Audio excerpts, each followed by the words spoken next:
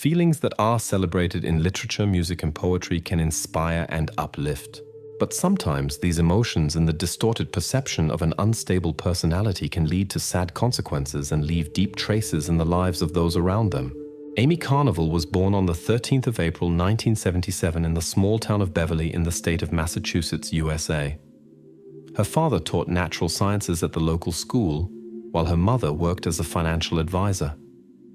Amy had an older brother named Christopher who was born 4 years before her.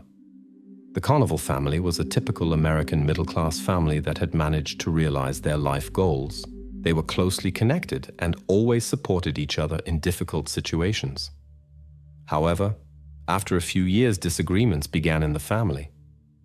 Over time, the parents came to the decision to separate. Amy was only 6 years old at the time, and this event had a strong influence on her. She needed a long time to accept the situation, but gradually, with the beginning of school life, it became easier for her. The new phase of life brought many positive moments with it. The parents maintained a warm relationship with the children, which helped to mitigate the consequences of their separation. Amy grew into an attractive and intelligent young woman and quickly gained popularity among her peers. At school, she became part of the cheerleader team and was enthusiastic about lacrosse. Amy easily found a connection to her environment thanks to her friendly nature. She was always drawn to nature, preferring active recreation in the fresh air. Amy particularly liked the combination of nature and sport, which is why she often played golf with her father. Although she lived with her mother, the connection to her father remained strong. Amy's dream was to become a stylist and hairdresser. It gave her joy to create beautiful looks for her girlfriends. At the time of the described events, she was preparing to move to high school. As an experienced member of the cheerleader team, she was immediately invited to join the new, more experienced team, which greatly pleased the young woman. The story of Amy and Jaime began at a party of a mutual friend when she was 12 and he was 14 years old. Their relationship lasted a little more than 2 years, but was complicated from the beginning. Jaime had the reputation of a problematic teenager who often caused unrest in his environment. In elementary school, he showed no aggression, but his jokes sometimes went too far. Amy's parents disapproved of this relationship and considered the boy not a suitable match for their daughter. Originally scrawny, Jaime decided to do sports to become cool.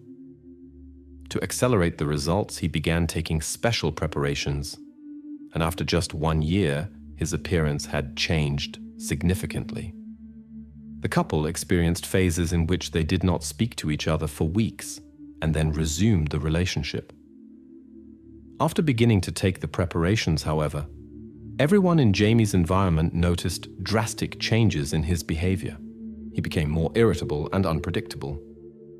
Arguments accumulated both at school and outside. His attitude toward Amy deteriorated. Friends later reported incidents in which he behaved inappropriately, intimidated and insulted Amy, although she did not deserve it. The situation was complicated by their young age. She simply did not know how to react to such behavior from the boy. Jaime tried to control every aspect of Amy's life.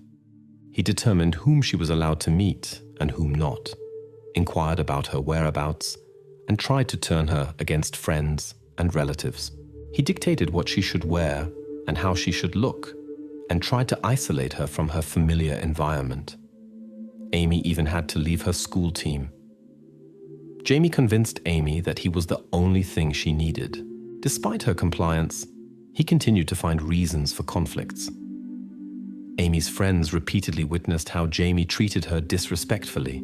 Since 2020, some states have introduced laws that define excessive attempts to control a person as a criminal offense. Studies show that often this is exactly where the negative development of a relationship begins, which can lead to serious consequences for a person's health and well-being.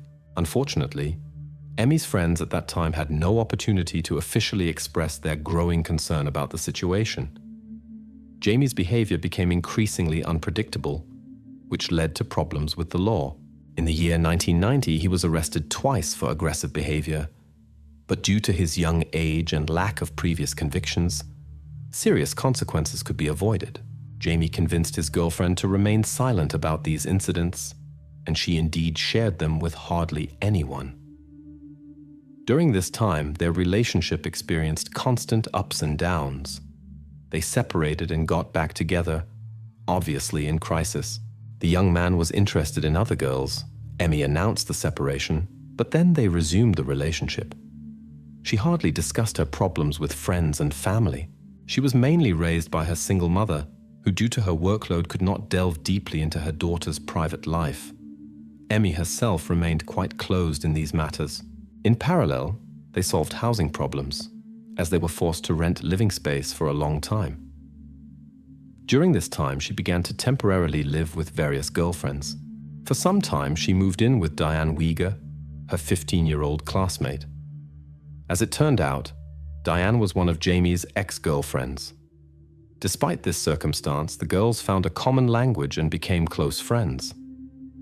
The 5th of September 1991 was to be a special day for Amy and her family. They planned to move into their own house after long living in an expensive rental apartment.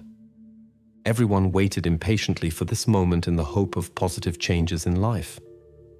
2 weeks earlier, on the 23rd of August, Amy was temporarily staying with her friend, Diane. She had recently separated from her boyfriend, Jaime, with whom she had a complicated relationship. On that day, she returned from field hockey training and enthusiastically told her girlfriends about her decision to end this relationship definitively. Amy mentioned, however, that Jaime continued to try to contact her. She tried to ignore the calls, but he remained persistent. When he reached her, he tried to persuade her to meet. Amy initially refused, but finally agreed to a strange request: to cut his hair for farewell. In the evening, she set off for Jaime and promised to return in a few hours. When Amy did not return at the agreed time, Diane became restless. It was about Amy, so the long absence caused concern. The friend contacted Amy's mother, but she too could not find her daughter. The worry intensified when it became clear that Amy had left her wallet and other things at home, obviously without planning to be away for long. The next morning, it was decided to involve the police. To the family's surprise, the police officers took the report immediately without referring to the need to wait 24 hours. After the visit to the station, Amy's mother decided to visit Jaime. She told the investigators about their complicated relationship, which raised certain suspicions among the law enforcement authorities.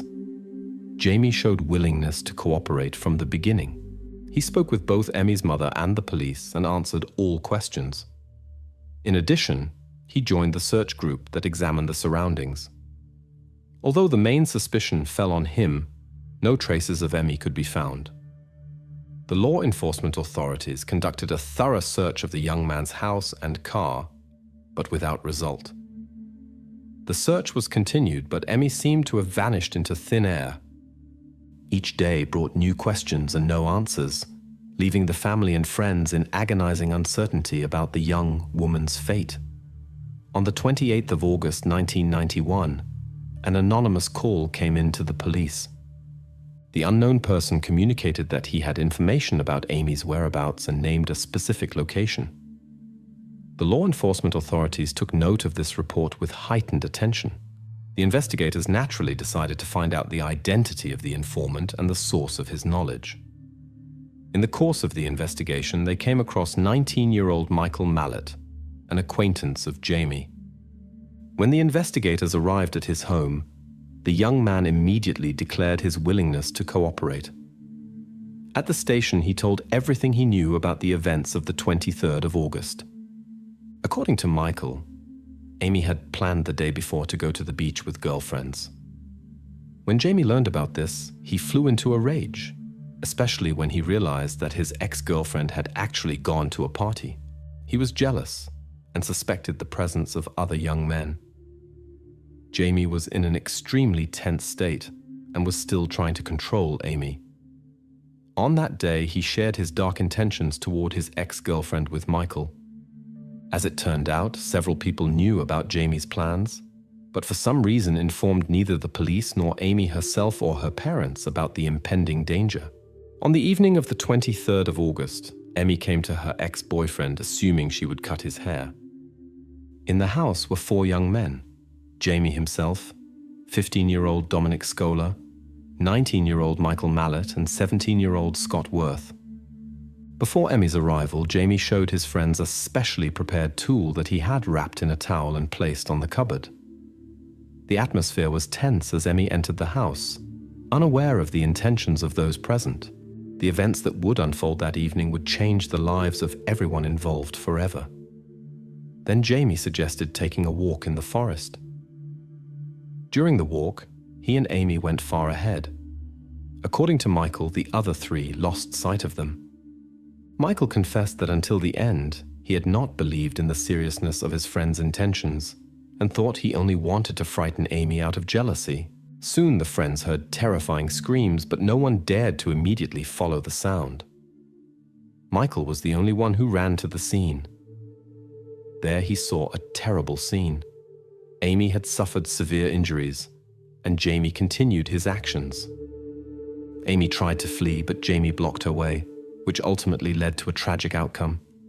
Michael claimed he could not prevent the tragedy because he heard the screams too late. According to his words, Amy herself said in the final moments, "Jaime, I love you." However, this only intensified the young man's aggression. After the incident, Jaime returned to his friends excited and nervous. He began to report emotionally and with gestures about what had happened. Michael later confessed that they were all afraid of Jaime because of his explosive character, and therefore did not contradict him. The entire group returned home. They spent several hours together talking and drinking. Jaime freshened up, showered and changed clothes. Then he set off together with Michael to the forest where the incident had previously taken place.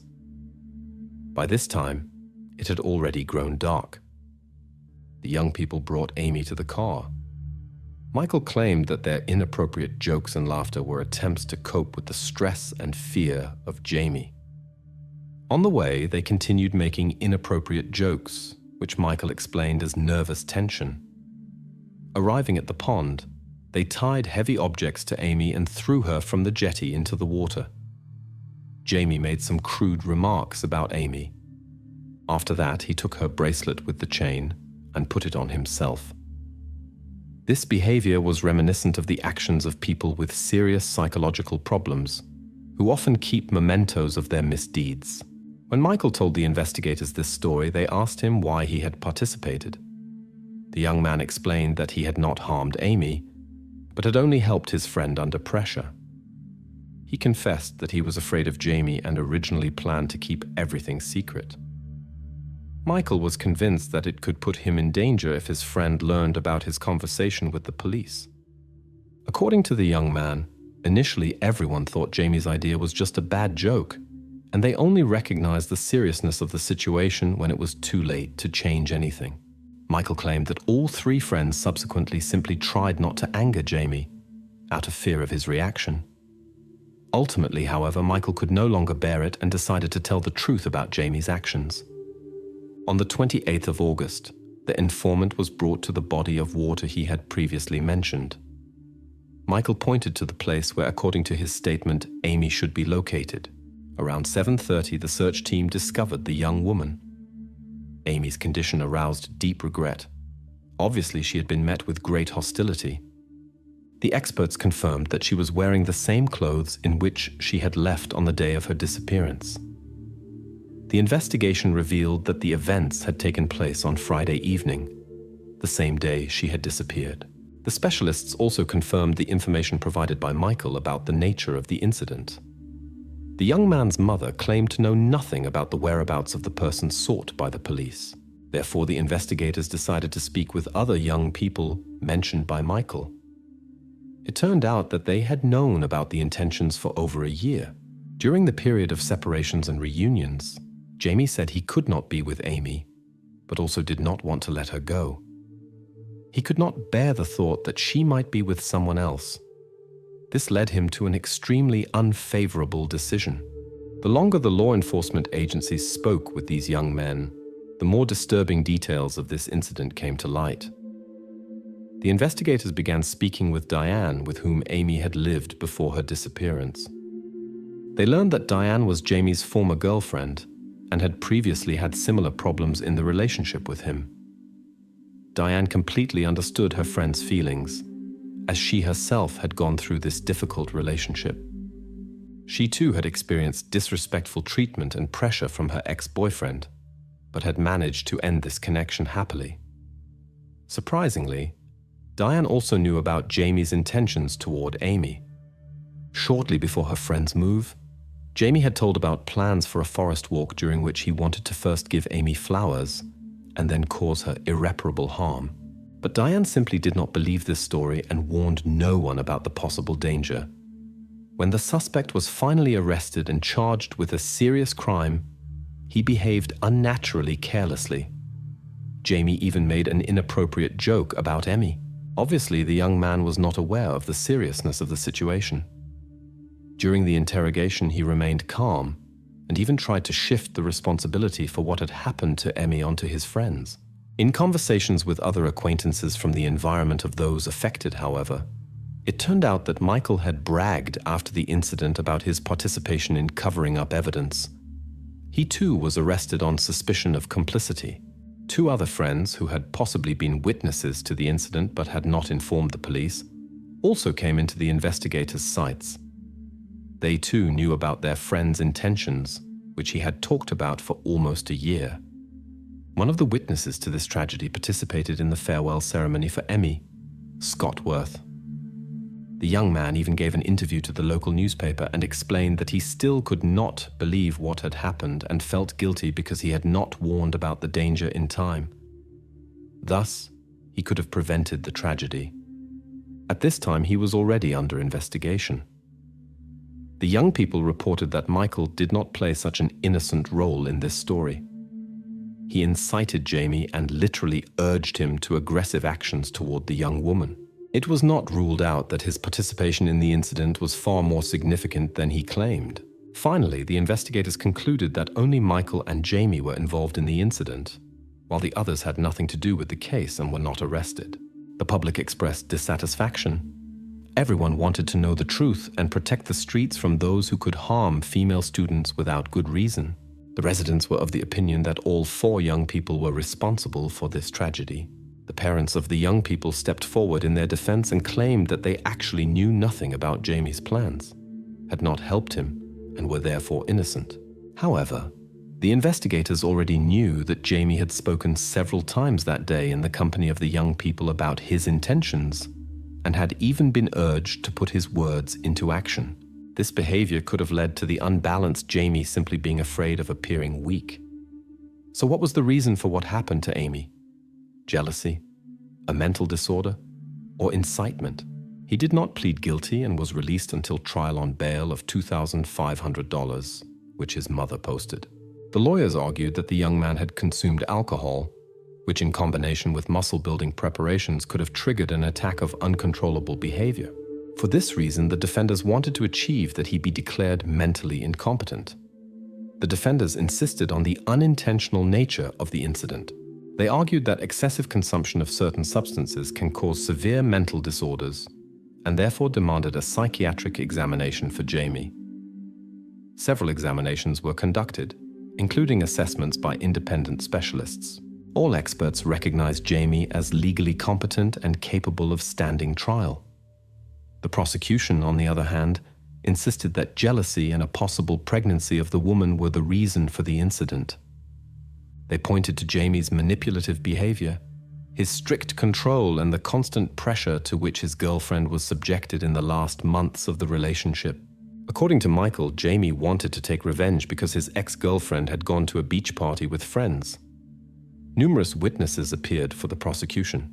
One of Jamie's friends, Ronald, with whom he had attended carpentry courses together in the spring of 1991, also testified in court. Dominic, who was present in the group that night, reported that he had seen Jamie and his girlfriend go into the woods. After that, he heard several screams.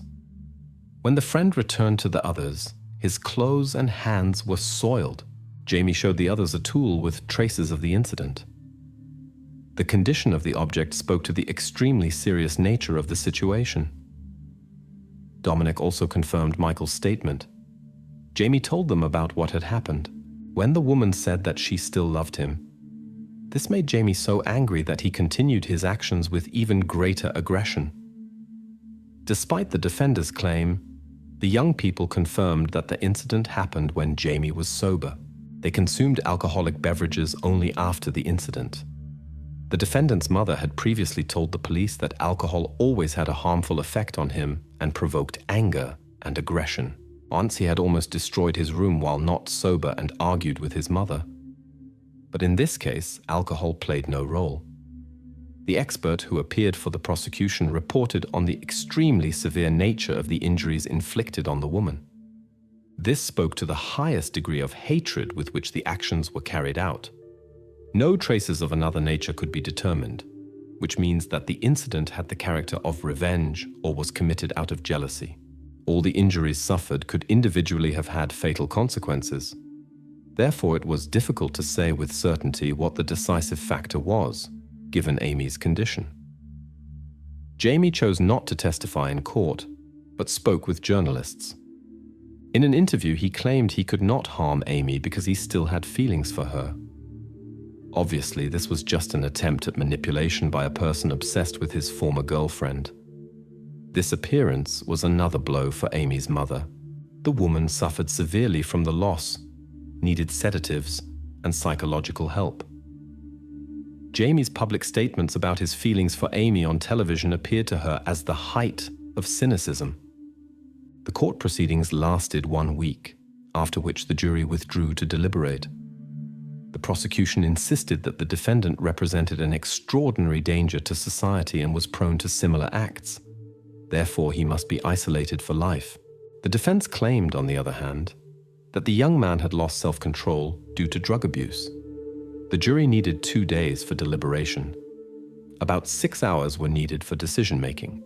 On the 23rd of October 1992, Jaime was found guilty and sentenced to life imprisonment without possibility of early release.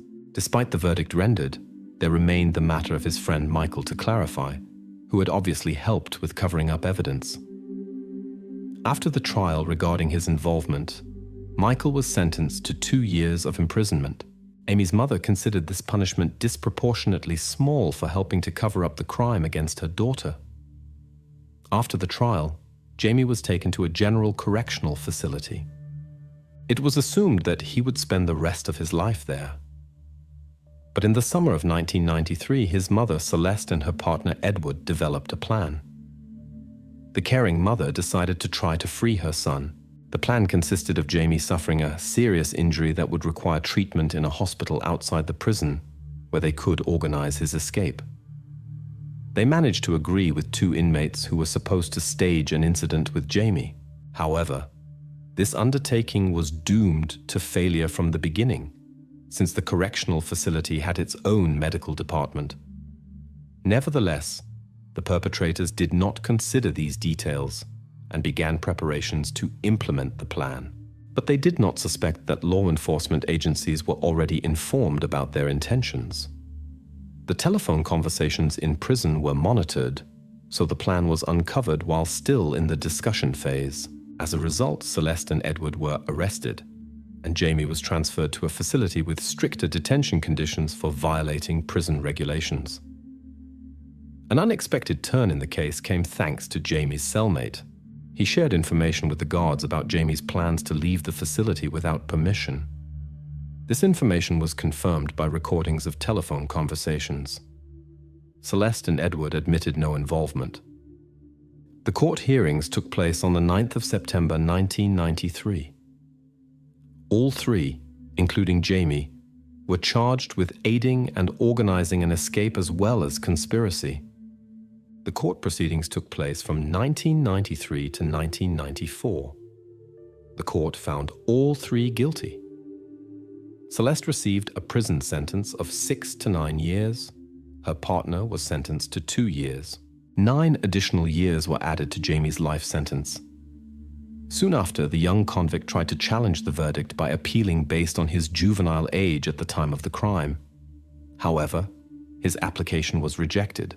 Unexpectedly, the situation changed in the year 2013 when legal changes were introduced in the state.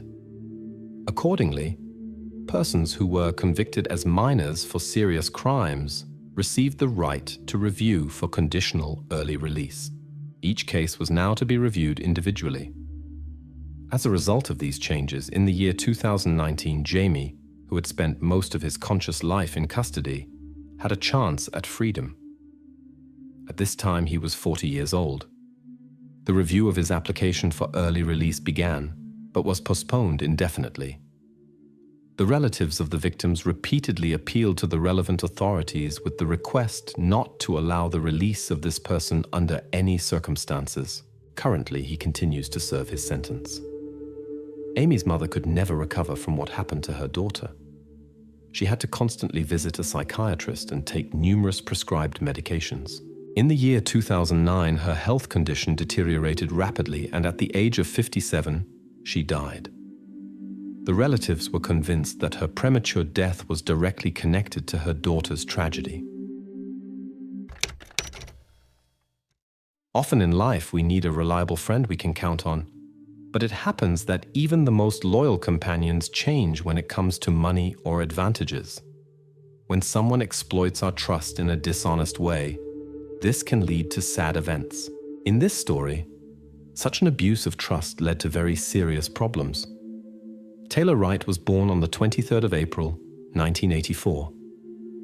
The heroine of our story was distinguished by kindness and helpfulness. She spent most of her life in North Carolina and strived to realize her version of the American dream. Taylor married Jeff Wright, and they had a son named Drake. After her college graduation, she found employment with the local police, where she eventually rose to officer rank. She had solved many cases, and her colleagues valued her as a true professional. From the outside, Taylor's life seemed perfect. Family and career in a respected field. However, reality was not so rosy. Close friends knew about her preference for certain plants. Naturally, she kept this secret to avoid problems at work. Taylor began this during her work with the police when she delved into the world of criminality. She explained it as a method for dealing with stress. When her husband found out about this, he moved out with their son. After the divorce, Taylor decided to radically change her life. In the year 2016, she moved to Pensacola, Florida, a small vacation town on the coast with about 50,000 inhabitants. Taylor gave up her previous work but did not want to completely break the connection to her beloved activity. She began a private practice as an independent investigator. The separation from her husband was complicated by two factors: the shared child and financial questions. The court proceedings over property division and custody dragged on. It was a complicated divorce that the couple tried to settle in court, but the spouses could not come to a common solution. In September 2017, Taylor decided, tired of the money dispute, to secretly withdraw $100,000 from her account. It was her personal savings that she did not want to share during the separation. To hide the money, Taylor decided not to keep the entire sum with her, but distributed it in 3 parts among some friends. One of the trusted persons was Ashley MacArthur, with whom Taylor had been friends for over a year. Ashley worked in the field of criminology. Despite the not very long acquaintance, they became close friends, and Taylor entrusted Ashley with a considerable part of the money for safekeeping, $34,000. Ashley agreed to help and was supposed to deposit the money in a bank safety deposit box. It was planned that it would be kept secret from Taylor's husband until she could freely dispose of it. However, the need for the funds arose quite soon. Taylor needed the money to pay for a lawyer's services and asked her friend to return the funds. Ashley promised to do this, but when Taylor approached her, she constantly found reasons for delay or only returned small sums. She sometimes cited not having managed to withdraw the money, sometimes problems with the bank. During this time, the protagonist developed serious doubts. She had the feeling that her funds might have been misused and were no longer available. Taylor persistently asked for the return of the amount, but her friend found excuses every time. On the evening of the 7th of September 2017, Taylor and her neighbor Cassandra Waller went to a restaurant for dinner. She had befriended Cassandra immediately after moving. Both had recently moved to the new city and were trying to settle in. Taylor suggested renting an apartment together to save money, and Cassandra agreed. She taught at a school and had a kind-hearted character.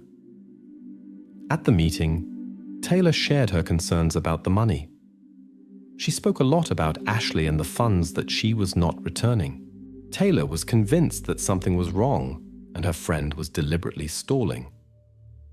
Ashley did not directly admit that she had used the money or did not want to return it. Due to the uncertainty of the situation, Taylor was very worried because she needed the funds for an expensive lawyer's services. Cassandra tried to support Taylor, calmed her, and tried to convince her that everything would be fine.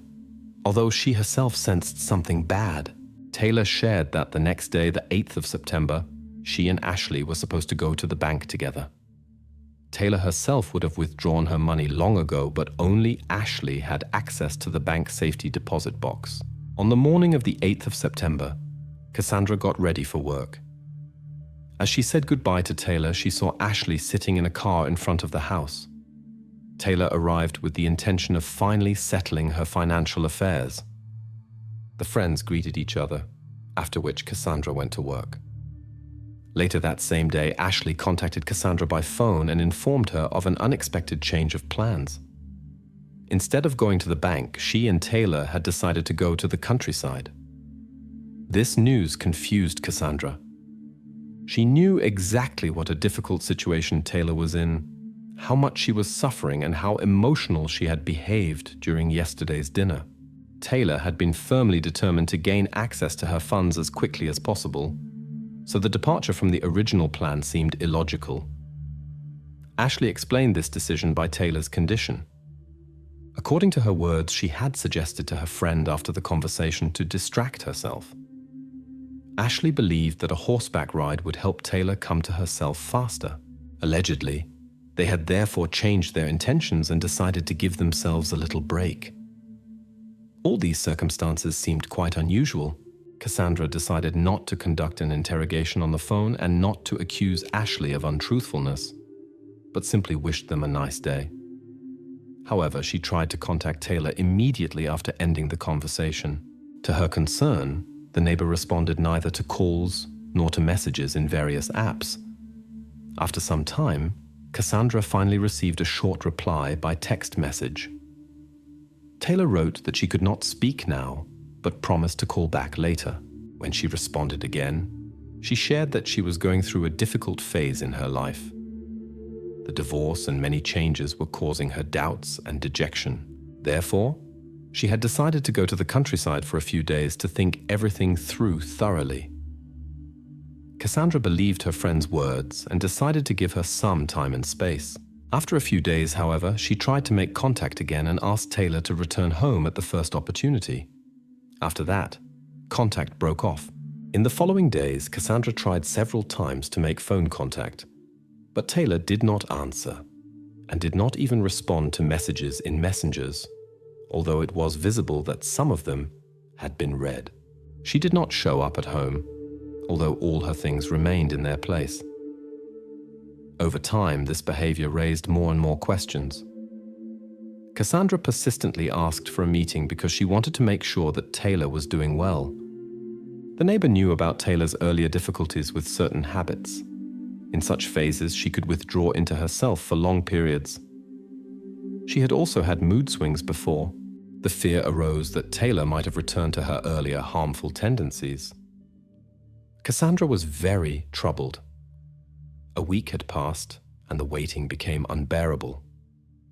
The neighbor decided to turn to the law enforcement officers.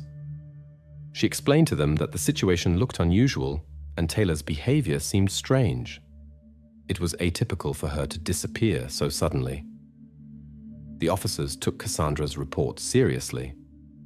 From the beginning, the investigators noticed inconsistencies in this case. The absence of any demands a week after the disappearance was disturbing. The investigators began with the obvious. They questioned Cassandra. At the same time, they conducted a search of the apartment that the women had rented. The owner was Chris Sanders, an acquaintance of Cassandra. There they found documents of the missing person, money, and even an unloaded revolver. Cassandra explained that the weapon was kept for defense but never used. Nothing more suspicious was found. It became clear that Taylor could hardly have gone away for a longer time without documents, money, and belongings. Although the neighbor of the missing person was obviously concerned, the police officers continued to question her to find out all the details. Cassandra understood that she was suspected, and the investigators concentrated on checking her possible involvement. Nevertheless, she continued to cooperate with the investigations, striving to find out the truth about her friend's fate. Ultimately, this version was considered unlikely. Then attention turned to Jeff, the missing person's ex-husband. Normally, in such cases, close people are often involved and their separation had not been easy. Jeff seemed to have a motive to get rid of Taylor. However, it quickly turned out that Jeff was in another state, in North Carolina, at the time of the disappearance and had not left the city. Moreover, he had recently remarried and started a new life. Acquaintances confirmed that despite the divorce, the ex-partners got along well with each other for the sake of their son. Jeff had never shown aggression and was a calm person. He did not even know about the money that Taylor had withdrawn, so he had no reason for anger. Therefore, he was quickly excluded from the circle of suspects. Then they decided to speak with Ashley, whom they had learned about through Cassandra. Her behavior seemed strange. The woman was invited for a conversation. The investigators immediately noticed how talkative and playful the friend of the missing person was. She even flirted a little, which clearly showed. Ashley is not worried at all about her friend's disappearance. She said she was sure that Taylor was fine. Ashley knew about Taylor's earlier problems and believed that she had not disappeared but had simply fallen back into old habits after receiving the money. Ashley's words seemed incredible, because previously she had told Cassandra about the trip to the farm, but now for some reason she concealed it. Only after the police officers questioned did Ashley mention this trip. According to her account, they indeed drove to the farm because Taylor wanted to distract herself. On the way, the friend shared her difficulties and personal problems. Ashley reported that they spent several hours outside the city. Then Taylor said she was tired and wanted to go home. She called a taxi and drove away. Since then, Ashley had not seen her friend again, according to her statement. The investigators also knew about the situation with the money that Ashley was supposed to return, but she was obviously concealing something. The police officers tried to understand why she hesitated with returning the money and why all this was accompanied by strange circumstances. Unexpectedly, Ashley began to deny the existence of the bank safety deposit box and the money itself, and explained that she did not know what was being talked about. At this point, there was still no precise information about the money, which confused the police officers. Either the friend of the missing person was lying, or her neighbor was. Then the investigators decided to examine the correspondence between the women. They found many conversations between Ashley and Taylor about money, in which Ashley constantly postponed meetings and money transfers. The women discussed a bank visit on the 8th. The police officers requested the recordings of cameras near the missing person's house. After reviewing them, they noticed 2 women near Taylor's apartment. Everything looked as Cassandra had previously described it. The teacher noticed Ashley in a car in front of Taylor's house when leaving the house. Shortly afterward, Taylor herself appeared, whereupon they drove away. Thanks to geolocation, some movements of the friends could be tracked. When examining the city camera recordings, the investigators saw how they bought drinks and food together. Everything looked normal. After that, their trail was lost. The officers checked the taxi app on the missing person's phone, hoping to find the driver who might have taken Taylor from the farm. He could be connected to her disappearance, but it turned out that she had not used this service for several months. Of course, this did not exclude the possibility of calling a car in another way, but it was unlikely. During this time, inconsistencies began to appear in Ashley's accounts with the established facts, which aroused suspicion. However, it was decided to let her go since there was no evidence against her. After that, she showed active interest in the investigations and called the police station almost daily to inquire about the progress of the case. She even tried to help by remembering details of that day or guessing where Taylor might have gone.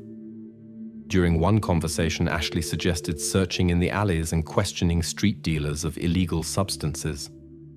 She was convinced that her friend had simply crashed. Ashley claimed to have repeatedly warned Taylor about possible consequences. Moreover, she reported some suspicious persons with whom she had seen the missing person.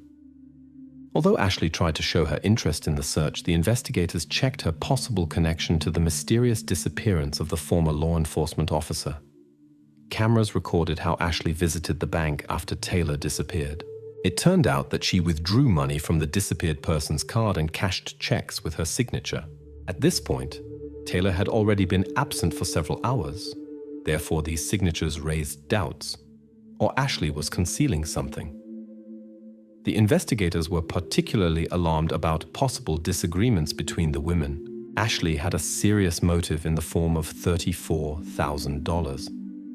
Taylor could have gone to the police, and Ashley might have decided to eliminate this problem. Given Taylor's long absence, grim assumptions about her fate arose. But this, like Ashley's involvement, required evidence. Unfortunately, the main suspect had an advantage. She worked for the police herself and was married to the former deputy sheriff of Pensacola, who was able to protect her. For the investigators, this created difficulties since they did not know what possible connections the woman had to the current leadership. Out of concern for their positions, they decided to conduct the investigation secretly. In October of the same year, Ashley was again invited for a conversation with the investigators. The investigations progressed slowly, but more and more evidence accumulated that pointed to Ashley's involvement in the mysterious disappearance of her friend. The investigators noticed abrupt changes in her behavior. At this point, the law enforcement officers had checked most of her statement from the first conversation and found that almost every word was untrue. They confronted her with obvious inconsistencies in her statements and also pointed to suspicious check cashings with possibly forged signatures. This threatened at least with charges of fraud. Initially, Ashley claimed she had driven with her friend to East Milton to an animal farm where they had allegedly spent the day. The last time the women were captured by surveillance cameras was at 11:45. This was the only video in which Taylor could still be seen. During the first interrogation, Ashley insisted that they had driven directly afterward to the nearest farm. However, the location data of her phone showed something else. Ashley had indeed been there, but much later, only in the evening.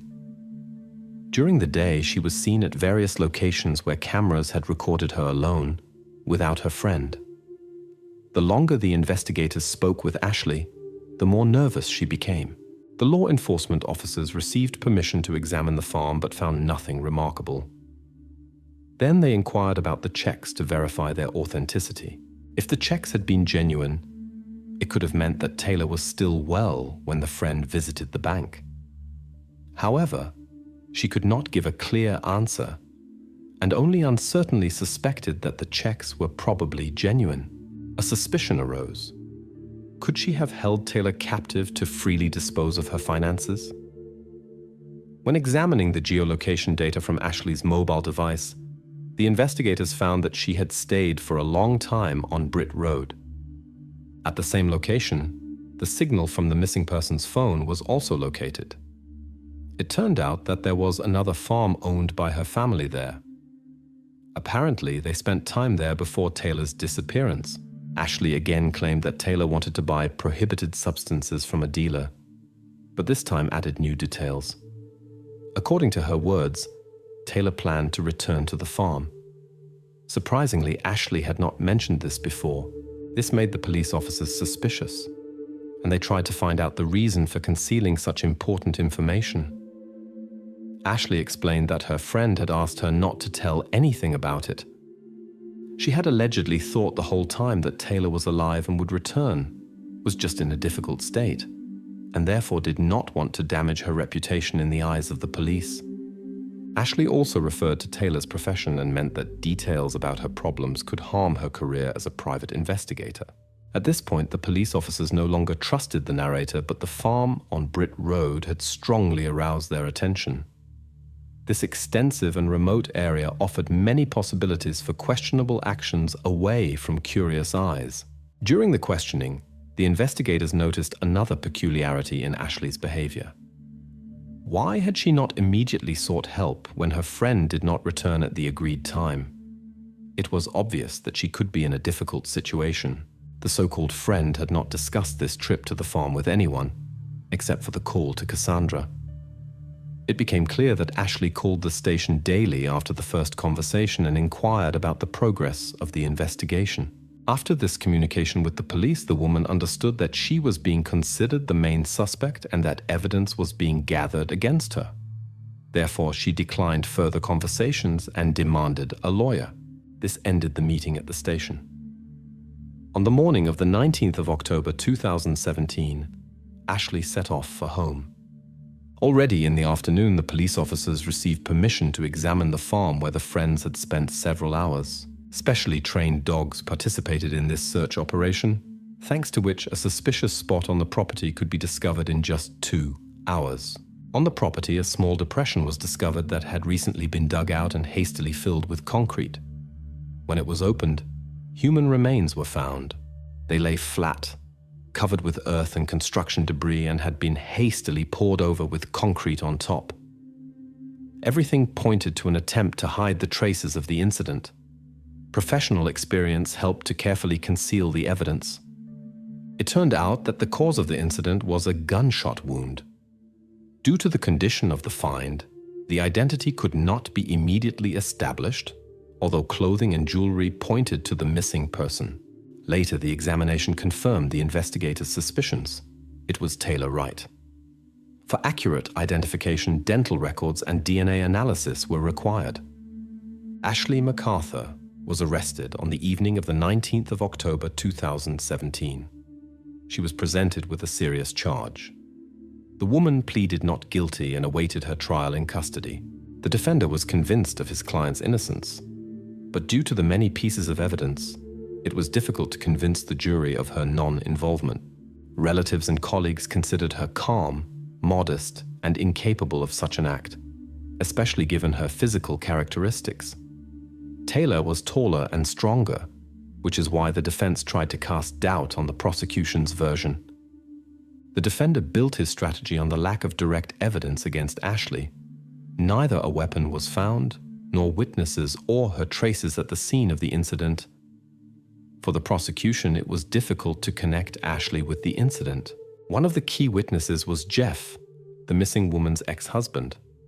According to his statements, he contacted Ashley several days after his ex-wife's disappearance to determine her whereabouts because of divorce matters. He communicated with the friend through social media. Ashley reported that she had last seen the woman when she withdrew a large sum of money from the bank and allegedly went home with the money in a backpack. Ashley had allegedly been concerned about Taylor's safety. This new version differed from Ashley's earlier accounts.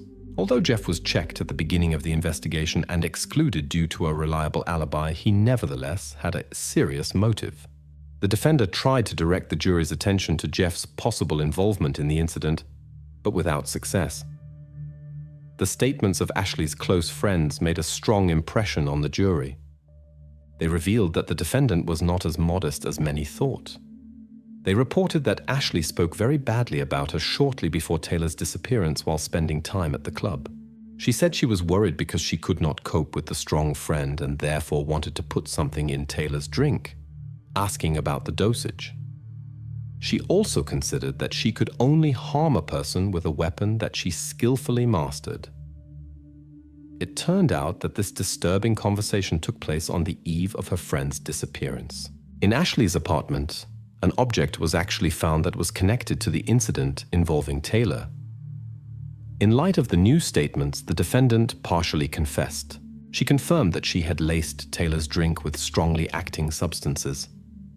However, Taylor only took one sip, noticed the strange taste, and refused to drink further. Probably the plan with the drink did not work out that way. Despite this confession, Ashley denied her involvement in the further events. The prosecution insisted on a serious motive. The defendant was keeping a large sum of money. Basically, she could have informed the authorities about Ashley's actions. It turned out that Ashley was having a secret affair with Brandon. She spent all the money on her lover and even gave him a motorcycle a few weeks before Taylor's disappearance. Brandon admitted to receiving expensive gifts, but did not know where they came from. After Taylor's disappearance, Ashley visited a hardware store. The salesperson confirmed that she had bought quick-drying cement. Later, an analysis showed similarities between the composition at Taylor's discovery site and the purchased material. Ashley's lawyer claimed that she was physically incapable of handling heavy tasks alone. After the presentation of arguments from both sides, the jury deliberated for about 4 hours. Ashley was found guilty and sentenced to a long prison term with the possibility of review after 25 years. For financial fraud, she received an additional 7 years of imprisonment.